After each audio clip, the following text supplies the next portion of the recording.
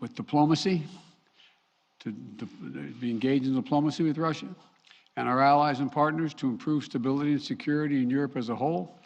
And we are ready to respond decisively to Russian attack on Ukraine, which is still very much a possibility. For all the events of the last few weeks and months, this has been our approach, and it remains our approach now. So today I want to speak to the American people about the situation on the ground, the steps we've taken, the actions we're prepared to take, and what's at stake for us and the world, and how this may impact on us here at home. For weeks now, together with our allies and partners, my administration has engaged in nonstop diplomacy. This weekend, I spoke again with President Putin to make clear that we are ready to keep pursuing high-level diplomacy, to reach written understandings among Russia, the United States, and the nations of Europe to address legitimate security concerns, if that's his wish. Their security concerns and ours. President Putin and I agreed that our team should continue to engage toward this end, along with our European allies and partners. Yesterday, the Russian government publicly proposed to continue the diplomacy. I agree. We should give the diplomacy every chance to succeed. And I believe there are real ways to address our respective security concerns. The United States has put on the table concrete ideas to establish a security environment in Europe. We're proposing new arms control measures, new transparency measures, new strategic stability measures. These measures would apply to all parties, NATO and Russia alike. And we're willing to make practical, result-oriented steps that can advance our common security. We will not sacrifice basic principles, though. Nations have a right to sovereignty and territorial integrity. They have the freedom to set their own course and choose with whom they will associate. But that still leaves plenty of room for diplomacy and for de-escalation. That's the best way forward for all parties, in our view. We'll continue our diplomatic efforts in close consultation with our allies and our partners. As long as there is hope of diplomatic resolution that prevents the use of force and avoids incredible human suffering that would follow, we will pursue it. The Russian defense minister reported today that some military units are leaving their positions near Ukraine.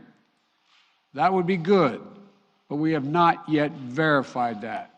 We have not yet verified the Russian military units are returning to their home bases. Indeed, our analysts indicate that they remain very much in a threatening position. And the fact remains, right now, Russia has more than 150,000 troops encircling Ukraine and Belarus and along Ukraine's border. An invasion remains distinctly possible. That's why I've asked several times that all Americans in Ukraine leave now before it's too late to leave safely. It is why we have temporarily relocated our embassy from Kyiv to Lviv in western Ukraine, approaching the Polish border. And we've been transparent with the American people and with the world about Russia's plans and the seriousness of the situation so that everyone can see for themselves what is happening. We've shared what we know and what we're doing about it. Let me be equally clear about what we are not doing. The United States and NATO are not a threat to Russia. Ukraine is not threatening Russia. Neither the U.S. nor NATO have missiles in Ukraine. We do not have plans to put them there as well. We're not targeting the people of Russia. We do not seek to destabilize Russia. To the citizens of Russia, you are not our enemy. And I do not believe you want a bloody, destructive war against Ukraine, a country and a people with whom you share such deep ties of family, history, and culture. 77 years ago, our people fought and sacrificed side by side to end the worst war in history. World War II was a war of necessity. But if Russia attacks Ukraine, it would be a war of choice, or a war without cause or reason. I say these things not to provoke, but to speak the truth, because the truth matters. Accountability matters. If Russia does invade in the days and weeks ahead, the human cost for Ukraine will be immense. And the strategic cost for Russia will also be immense. If Russia attacks Ukraine, it will be met with overwhelming international condemnation. The world will not forget that Russia chose needless death and destruction. Invading Ukraine will prove to be a self-inflicted wound. The United States and our allies and partners will respond decisively. The West is united and galvanized. Today, our NATO allies and the alliance is as unified and determined as it has ever been. And the source of our unbreakable strength continues to be the power, resilience, and universal appeal of our shared democratic values. Because this is about more than just Russia and Ukraine. It's about standing for what we believe in, for the future we want for our world, for liberty, the right of countless countries to choose their own destiny, and the right of people to determine their own futures, for the principle that a country can't change its neighbors' borders by force. That's our vision.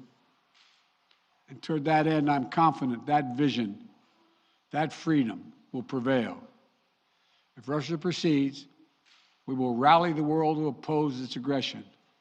The United States and our allies and partners around the world are ready to impose powerful sanctions on export controls, including actions that we did not pursue when Russia invaded Crimea in eastern Ukraine in 2014. We will put intense pressure on their largest and most significant financial institutions and key industries. These measures are ready to go as soon and if Russia moves. We'll impose long-term consequences that will undermine Russia's ability to compete economically and strategically. And when it comes to Nord Stream 2, the pipeline that would bring natural gas from Russia to Germany, if Russia further invades Ukraine, it will not happen. While I will not send American servicemen to fight in Ukraine, we have supplied the Ukrainian military with equipment to help them defend themselves. We provided training and advice and intelligence for the same purpose. And make no mistake, the United States will defend every inch of NATO territory with the full force of American power.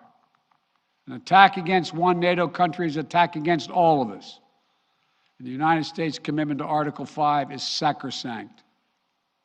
Already, in response to Russia's buildup of troops, I've sent additional U.S. forces to bolster NATO's eastern flank. Several of our allies have also announced they'll add forces and capabilities to ensure deterrence and defense along NATO's eastern flank. We will also continue to conduct military exercises with our allies and partners to enhance defensive readiness. And if Russia invades, we'll take further steps to reinforce our presence in NATO, reassure us for our allies, and deter further aggression. To be clear, if Russia decides to invade, that would also have consequences here at home. But the American people understand that defending democracy and liberty is never without cost. This is a cause that unites Republicans and Democrats. And I want to thank the leaders and members of Congress of both parties who've forcefully spoken out in defense of our most basic, most bipartisan, most American principles. I will not pretend this will be painless. There could be impact on our energy prices. So we are taking active steps to alleviate the pressure on our own energy markets and offset raising prices. We're coordinating with major energy consumers and producers. We're prepared to deploy all the tools and authority at our disposal to provide relief at the gas pump. And I'll work with Congress on additional measures to help protect consumers and address the impact of prices at the pump. We are not seeking direct confrontation with Russia, though I've been clear that if Russia targets Americans in Ukraine, we will respond forcefully. And if Russia attacks the United States or our allies through asymmetric means, like disruptive cyber attacks against our companies or critical infrastructure, we are prepared to respond. But we're moving in lockstep with our NATO allies and partners to deepen our collective defense against threats in cyberspace. Two paths are still open.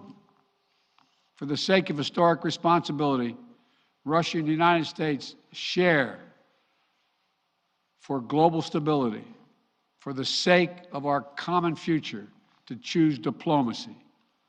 But let there be no doubt, if Russia commits this breach by invading Ukraine, responsible nations around the world will not hesitate to respond. We do not stand for freedom where it is at risk today. We'll surely pay a steeper price tomorrow. Thank you. I'll keep you informed. Mr. President, whether or not they are de-escalating. Ukraine as a precursor to a Russian invasion? Are they behind the cyber attack, Mr. President?